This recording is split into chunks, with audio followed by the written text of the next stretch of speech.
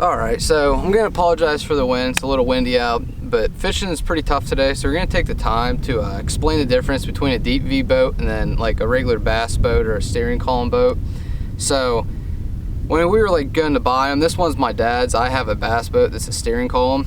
You hear a lot of, like, the big question was, are they stable? People say, oh, they're real stable. People say, oh no, they're not stable. So what we found out with this one is it's pretty stable. So in the back we have a tiller motor, which we got the Mercury EFI 20 horsepower, because here in Pennsylvania we have a 20 horsepower limit restriction on a lot of our lakes. So we have that so we can take it off, and we have a lot of electric only lakes so we can put a back trolling motor on it. So if you come to the back, we're just running a simple 12 volt system. So the big battery right here for the live well, the bilge pump, and then the lights. And then the smaller battery over there is just so you can start the motor. And then obviously we have the Humminbird fish finder on it, which works really nice. So you still go. Yeah. So when you first get it, you know, it's pretty, it doesn't look like there'd be a lot of room in it. It doesn't look like it'd be like very big, but it is. It's just, it doesn't have the compartments like a bass boat, but stability wise, like I'm rocking right now and it's windy, it's super stable. So don't let anyone tell you they're not stable. This model happens to be a low 16 foot. That's what we ended up getting. Has a nice live well on it. Real big live well. What is it, a 20 gallon cool? Yeah, I think 20 gallon, something like that. And then if you take a look back where my brother's at, a lot of people room. Just a big open deck, and we got vinyl on it so you can spray it out, so that's nice. So when you get this one, again, it's a 16 foot, so it's like a 7 foot rod locker. It's not the biggest rod locker, not the deepest, but it does fit. What do we fit in there? Like five to 7 bait casters. Spinning rods kind of take up a lot of room, but that's all you got there, and then they obviously just slide up under. Again, it would be different if you had a steering column one, which I know a lot of the Alumacraft and the, I'm trying to think what the other one is, but if you get them in the steering column, I know when you get into like 18 foot range, they do have a rod locker that runs down through the center of it. So that's just something to consider, but we did have to get a tiller motor for this one. Downfall of a deep V like this, if you get it in a tiller, is you're limited on compartments. You really are. So all we have is that little one up front, and then a little thing underneath where the trolling motor rests. We have our tool bag in there, a rope, and then some sunscreen. It's not very big. Other thing that you get with it, and this is the only other piece of like compartment to it, is you got this side console here.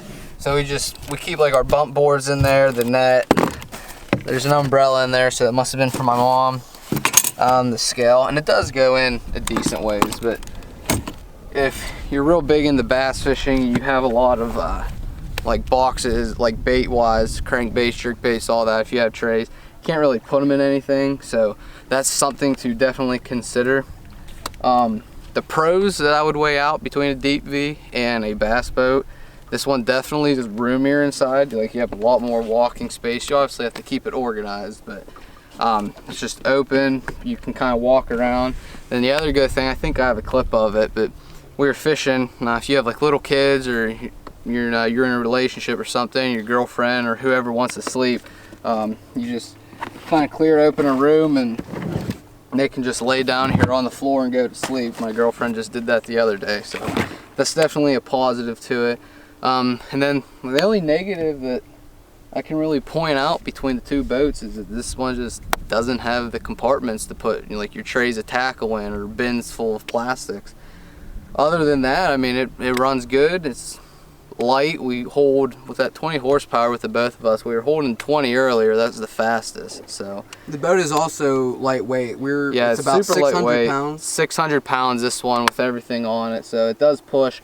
Obviously, you just have a good bit of like pushing weight on the front end of the boat. It doesn't cut as much. It cuts through it, but it has a lot of drag to it because there's just so much water that's pushing out of the way. But yeah, that's that one, and then next time we're on the water, I'll go over the pros and cons of what a bass fishing boat is with a steering column in it. Alright, so we're out here on a different day. We're going to continue on with the comparison between a deep V and a bass boat. So right off the bat, like one of the first things I kind of talked about was stability with the deep V. So this one, I mean, you rock, I did it on the other one. They're both stable, just as stable.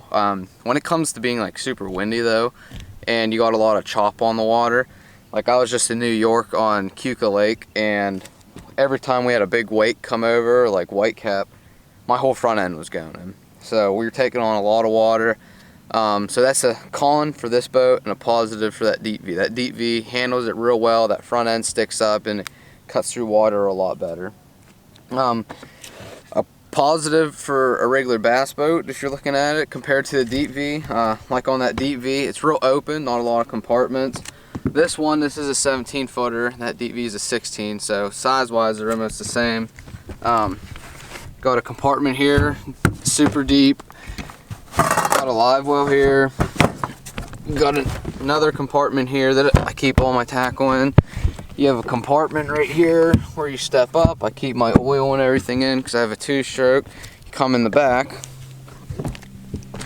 You got the seats. They flip up, so we keep a bunch of stuff under there. Got another live well, which we use for garbage. Don't mind that. And then these two is where I put all my trays for hard baits. I don't have a lot on me. And then you have your battery storage back here, which isn't in the open. Everything's underneath. Motor wise, this is a 20 horsepower Johnson 2-stroke.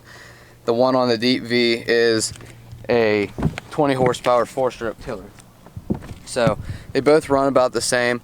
The only thing that we've kind of figured out so far, if you use a regular bass boat like this, when it gets windy, it still cuts good, and they go about the same like miles per hour. This one's heavier than that deep V obviously, but if you get a super windy day, that front end on that deep V will come up and the wind tends to push it and you'll slow down almost like 4 or 5 miles per hour. So that's also something to consider.